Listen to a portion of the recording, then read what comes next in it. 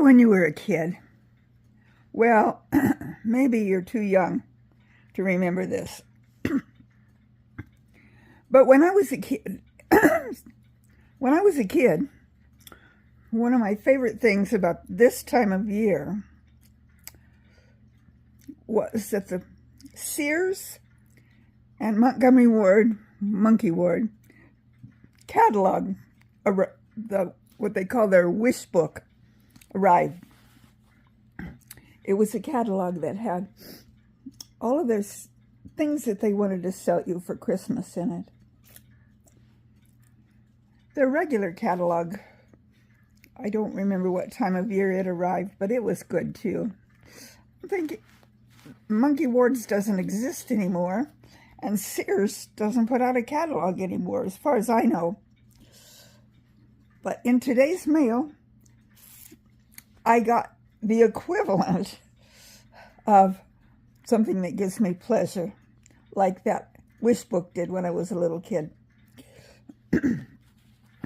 Actually, part of this came, several weeks ago, a month ago. I don't know. I'll show you what all I'm talking about here that is really fun. Well, first of all, we got our Sam's Club what is on sale. Our nearest Sam's Club is like an 8-hour drive from here, so we have a membership and we can order things online, which we do. But as far as in person, the only time we get to do that is when we go visit Jim's sister over in Idaho Falls, because that is our nearest Sam's Club. To my knowledge, there is no Sam's Club in Washington or Oregon. We live in Oregon. Okay, what else? What else am I looking at here? I got this little Natural Life catalog today, and it's got all kinds of really pretty stuff. Some of it seems a little bit spendy, but some of it is fairly not too bad. I was looking at, like, when they have socks and stuff like that for like $13-15. That's pretty comparable to where it is. I saw in that Sam's Club there was socks for $12, or maybe it was $10. So comparable. Let's see. But like these slippers, they're Sherpa slippers, $35. That seems a little spendy too. I'm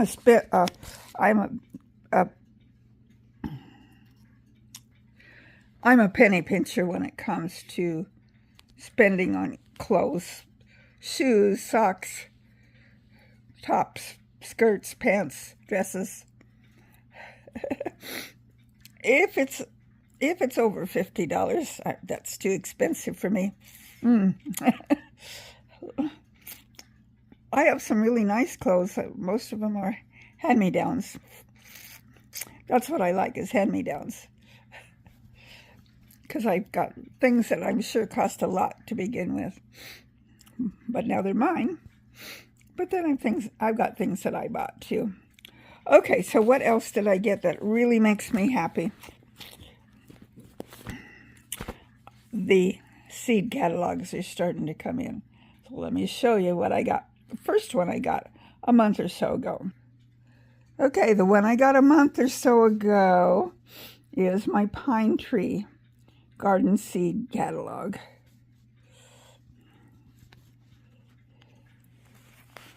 And it's a fun catalog. I've ordered from them before, and the seeds did okay. Not a problem there. And it's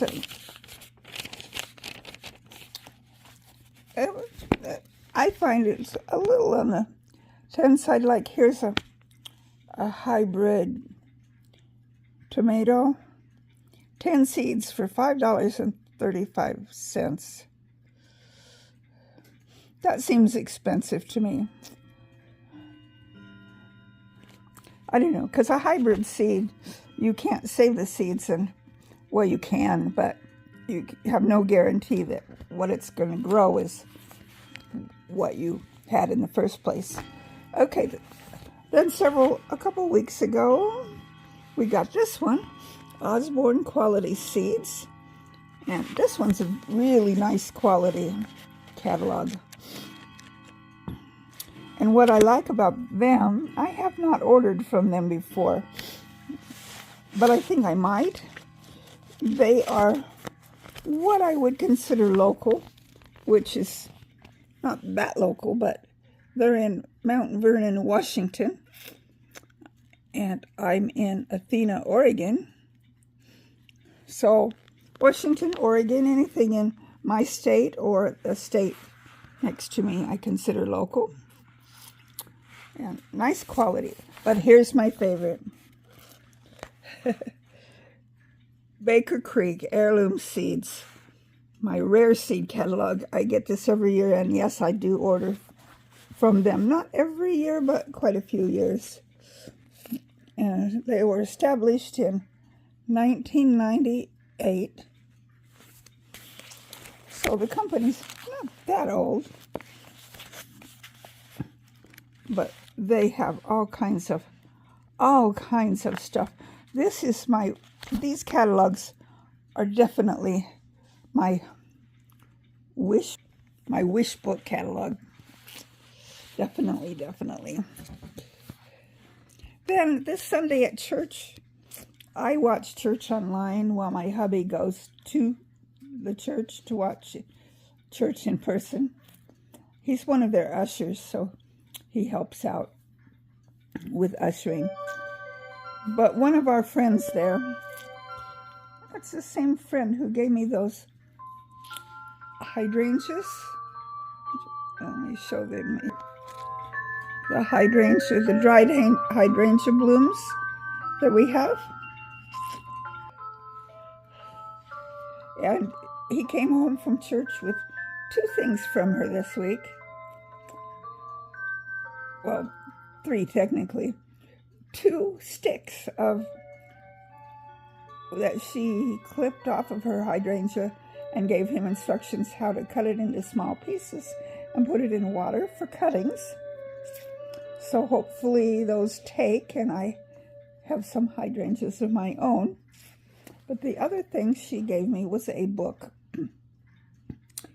She said that a Bible study that she was in, I'm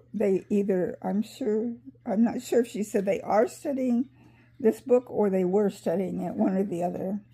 And I have not investigated this author to know anything about her, but I read the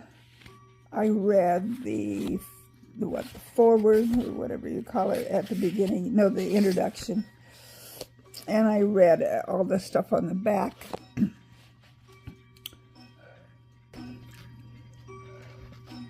Her name is Lisa, or I'm not sure if that's Lisa or Lisa Turkhurst. I don't know how to pronounce the name.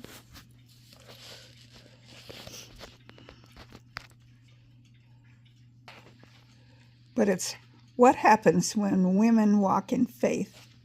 And I've read just a little bit of the beginning, but here's what all it covers. It's got the introduction, which I read.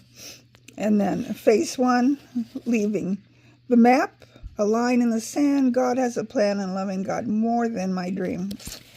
So kind of what the gist of what I think this is going to be about is how to figure out, if you've got everyone should have a dream, how to make that dream be fulfilled by not including God, but putting God first, and then He will help you with the dream.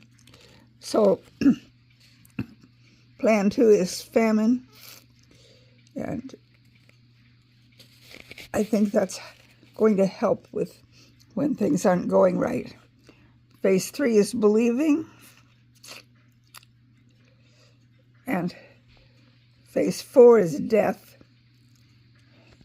And I don't know, I haven't read it yet, so I'm sure it probably includes dealing with grief, but it probably also, I'm going to guess, without having read it, that it's going to include things in our life that we have to make them die so that we can focus on the things that need to live. Like, our anger needs to die so that our love can live. Things like that. But we'll find out what all this includes, and obviously it's going to mean some physical death too. And then after death is resurrection. Turns God's dream into our dream, God's way. A promise made is a promise kept. Well, you can read the rest of it there. So I'm going to be reading this book. If you know anything about either good or not so good, please let me know, because I don't want to be taken in with any false doctrines or anything. I will be on the lookout to make sure everything I read is true to what the Bible says.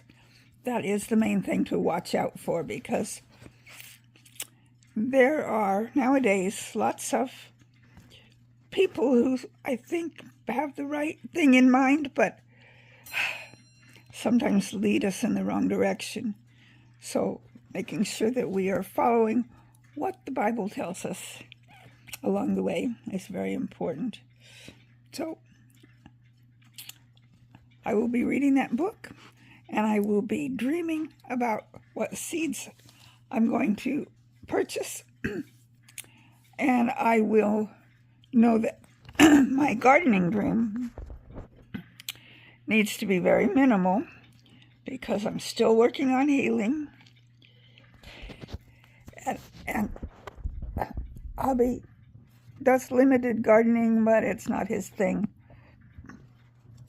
So we'll see how it is by summer, as far as what all, excuse me, I got the hiccups now, what all we can accomplish. I just got through eating the the most delicious, not delicious, the most nutritious lunch ever. Okay, that was tongue-in-cheek. I ate a corn dog. A corn dog for lunch. Probably not good for me, but I ate it and I enjoyed it. Well, I hope that you've enjoyed my little peek into what kinds of things I like to do. My wish book. My wish books, and my book to have a devotional study.